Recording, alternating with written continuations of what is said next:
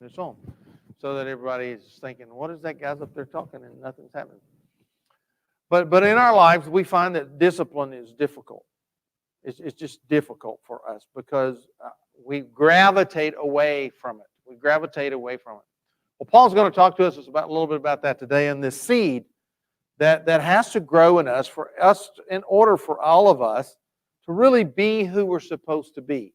It requires discipline from ourselves. It requires self-discipline. We know, and as Paul talks about this as he writes to these people in Philippi, in the book of Philippians chapter 4, he's going to talk to us. He says, these are some things that have to happen. That have to happen. Now, most people I've found, if you're anything like me or most people I know, is we're looking for a sense of peace in our life, right? I mean, we do not relish living in turmoil. We do not relish living under stress. We do not relish living with this constant pushing against us. It's just difficult. We want peace in our life, and we look for how do we find it. Now, we often find it in different ways. We often find it in different ways. Sometimes we find it by getting around people who are peaceful, and that helps us. We know we get in a peaceful environment.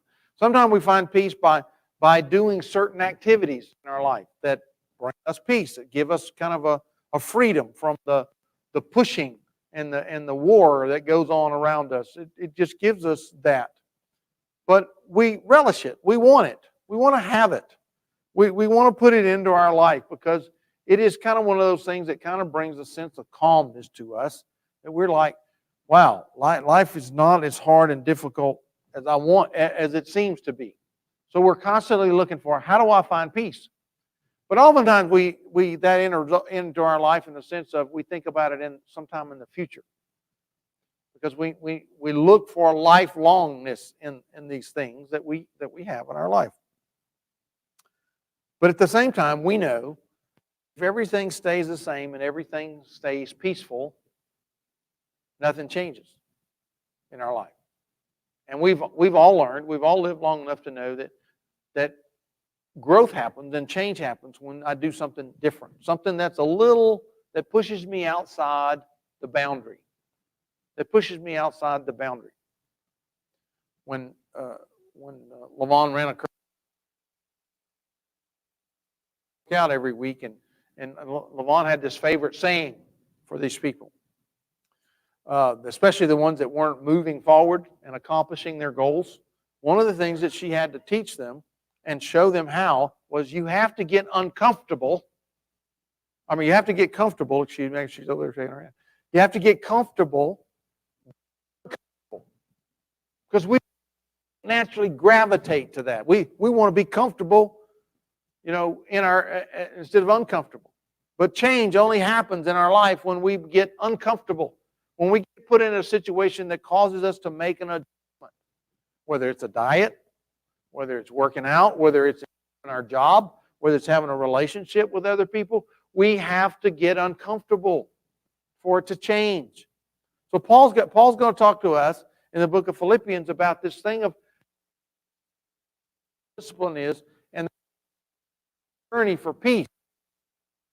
We want peace. We also have to realize that to have fulfillment, things have to change. Things have to change because we need fulfillment now and we want peace in the future in our life. We work toward peace. We work toward it. So here's what he says to us. In Philippians, this whole concept for you and me is built around some moments that we cherish, some things that we want to see have happen for us. And Paul writes these words. He said, so therefore, brothers and sisters, I love you.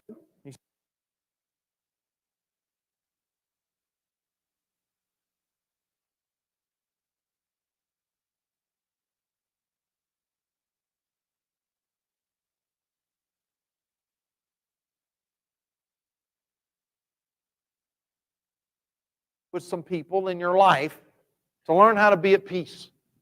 To learn how to be at peace.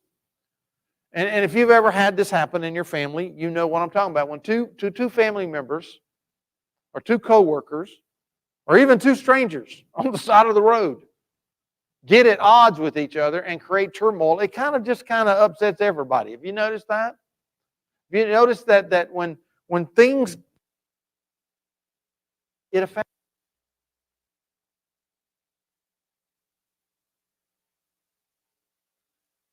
it causes us to lose a sense of peace and calm in our world and in our life. And so Paul writes to this church and he says, look, I know there's some people there that are a little bit odd at each other, and I'm trying to tell you, I'm pleading with you, find agreement. Find agreement with each other. Now, he didn't tell them to become twins. He didn't tell them that you got to give up everything in your life and everything looks the same and acts the same. He said, no, find agreement. And oftentimes that's what we think in life. When we run into struggles with life, with other people and other things,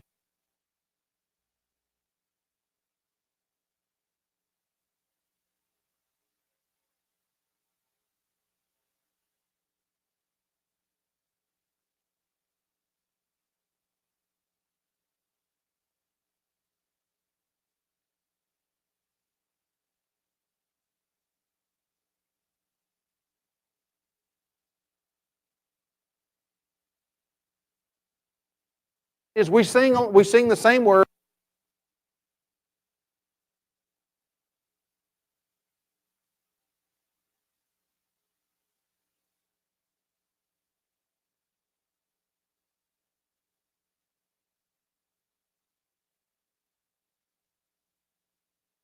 in unison with each other, but you do have to be on key with each other. You have to figure out how to get along. You have to figure out how to get along. So when we start talking about how do you and I find peace and how do you and I, for the future and fulfillment right now, it starts with us, same thing with these folks, is we have to get in agreement. We have to get in agreement. We have to come to terms, we would say, with the people around us, with the situations around. It doesn't mean we have to line up like we have to do what they do, but we do have to learn how to have agreement. And so Paul encourages these people to do that. He said, I want you to find agreement. He says, because it's important. And because without it, you can't do what you're supposed to do. That's the key point here.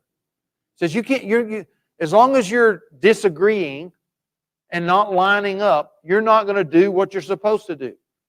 Now, have you ever thought about that? Because tell this on our grandson, because tomorrow morning we'll have this experience. It's time to go to school. It's time to go to school. And every Sunday,